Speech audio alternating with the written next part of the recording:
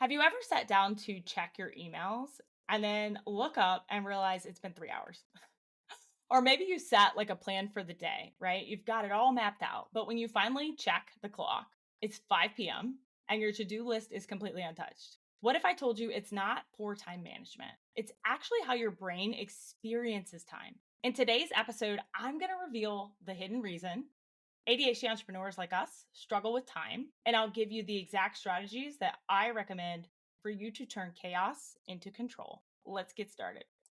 Hey, welcome back to the ADHD CEO, the podcast that gives you a real life ADHD friendly strategies for entrepreneurs that are navigating the chaos of running a business. I'm Alyece Smith. I am your host. And today we're talking about something we are all wrestling constantly: time blindness. So, you know the drill, right? You start your morning with a plan, but suddenly it's like 4 p.m. and you barely scratch the surface. And I actually did an episode recently about fake working and how being busy is not being productive. I'll actually link that in the show notes for you because it's a good listen as well. And this is kind of a part 2 to that. But a lot of times you find yourself thinking, I'll just reply to a few emails before lunch. And then you find yourself like deep in rabbit holes at dinner time. And your family's going, what are you doing? And then you have this internal struggle of, damn, I really didn't get anything done today. That's ADHD's unique relationship with time. It's not necessarily poor planning. And so today unpack why this happens, how it shows up in your daily business and life. And I'm going to give you some simple tools to kind of shift from constant catch up to feeling in control of your time. All right. So let's dive into this. And I want to start by talking about why ADHD time blindness actually happens. Okay. Because it's really important that you understand why it happens so that you can fix it. So our ADHD brains often struggle with time perception. And it's funny because I think about like casinos with this, right? And I live on the coast of Mississippi, so there's casinos everywhere. We talk about here why they always have it. It looks like daylight all the time in casinos, right? There's no windows. They want you to lose track of time. They want you to lose that internal clock so that you spend more money. And so we kind of do this to ourselves as ADHD people because it's like we're missing this internal clock that keeps us on track, right? It tells us how long something is taking or how long we've been spending on a task or how much time has passed. And so like kind of imagine you sit down to design, let's say a client proposal, right? And you think it's going to take you 30 minutes. And then 2 hours later, you're still perfecting the font sizes, or you have a meeting in 20 minutes, but your brain can't sense how long 20 minutes actually is. So you start a new task and then suddenly you're late, or you're scrambling to get on time, or you're apologizing that, oh, I'm so sorry, I lost track of time, right? That is time blindness. And it's often why we miss deadlines, why we're late on calls, why we miss calls completely. We underestimate how long tasks will actually take. And so that's why we always feel stuck in these cycles of hyperfocus or distraction. There's no in between. It's one or the other. And so think about like, you run a successful coaching business, but always scrambling, always behind. You block off a whole time period on your calendar, a whole afternoon for, let's say, your marketing tasks. And I actually just had this conversation on my ADHD entrepreneur call this week about how we very often forget to market our own business.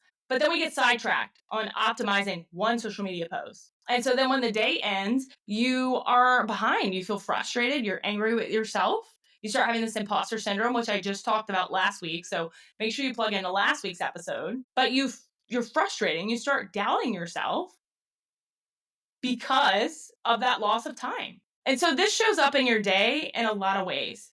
Wake up thinking that I'll start work at 9. Suddenly it's 10:30 because you hyper focused on organizing the drawer in your kitchen because you thought you were going to get ahead in your personal life before you got to your business tasks. So then 10:30, you dive into client work without a clear time boundary. Next thing you know, it's noon and you've skipped lunch because you're like, lunch is a reward. I'm not getting up until this is done. And now you're exhausted and you're hangry. So you spend the afternoon jumping between emails, social media, and half-started projects trying to catch up. But then it's 5 p.m. and you think, where did the day go?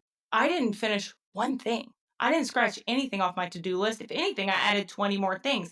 It's not laziness. It's your brain struggling to track and manage your time. And there's a lot of ways that you can fix this. So I want to walk you through some ADHD-friendly tools for time mastery. And these are things that I use in my own business. All right. So if you haven't already, I would probably download this episode. I'd make sure I'm subscribed to the podcast. I mean, why would you not be? But here's what works for me and what I recommend to students in my program. First and foremost, visual timers. Okay. Visual timers. So you probably have set reminders and you set them and you ignore them and you snooze them and you set them again, set them again, set them again. You need a visual timer. And there's a lot of different apps for this that you can use.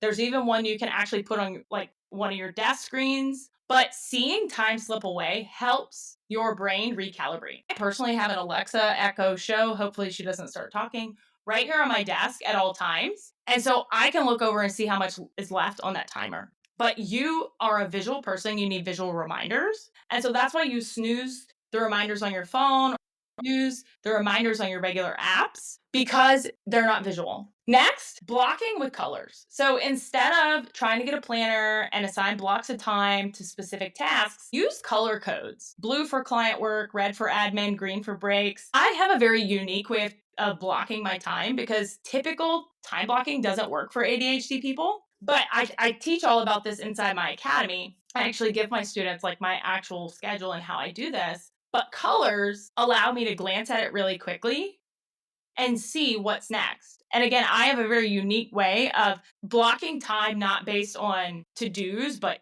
types of tasks. And so again, I teach all about this in my programs, but you need to be able to glance at it and know what's next or what's coming so that you can easily associate that color and say, okay, that's important or that's urgent, right? The next thing is micro deadlines. So we very often miss deadlines or don't get something done the way we want it to get done, and we get distracted because it's a massive task.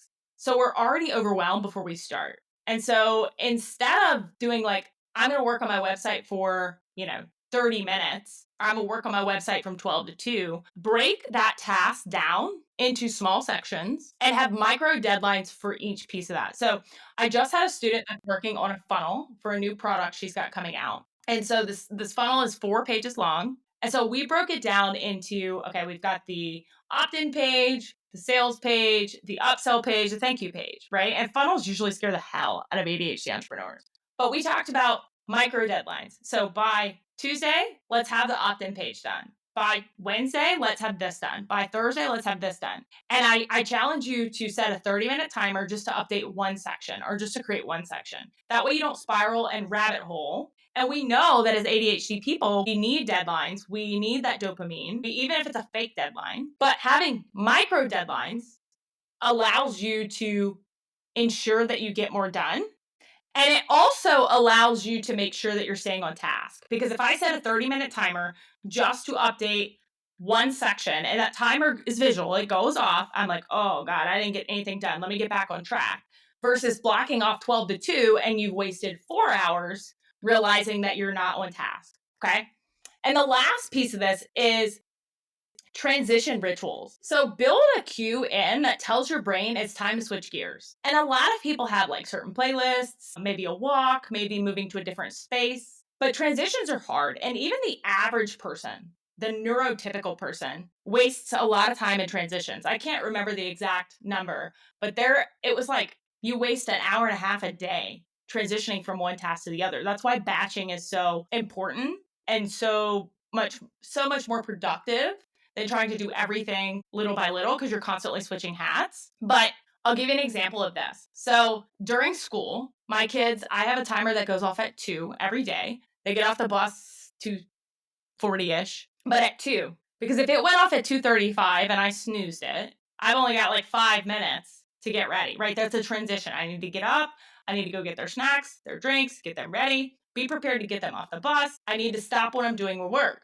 So I have a certain song that comes on. I know that sounds crazy. Why is it different than a timer? But a timer, I'm more likely to snooze it, let it go. When that song plays, I know that it means kids and it's important. I also have different workspaces. So I like to sit at my desk when I'm doing like hyper-focused tasks. But when I'm creating content, I much rather prefer like be away from my desk. It gets me in a creative space. So I'll go to like my dining room because it has better lighting. I'll go sit in my car. But moving to a different workspace changes how I'm reacting and it kind of sparks my creativity, but allows me to switch gears quickly. So think about this because Part of the reason most ADHD entrepreneurs struggle is they don't necessarily have the accountability from someone who understands them, right? So if you have a structure where you can thrive using visual timers, breaking your day into smaller color-coded tasks, right? Within weeks, you'll go from where did the day go, that frustration, into I finished everything on my list. I'm so freaking proud of myself.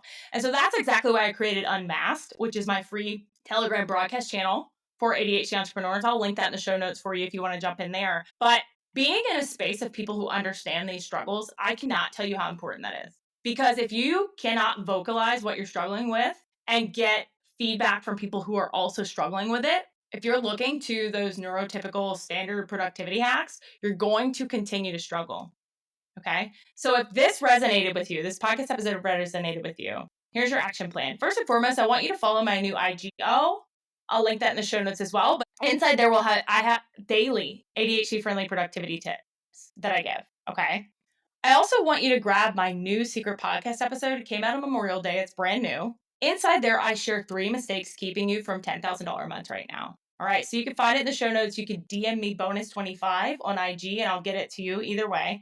But you really need to understand what you're struggling with because you think it's bad at sales. You think it's because you can't get focused. You think it's because you're unorganized. That's not it. It's more internal than that. And I share all of that in this new podcast episode. Okay.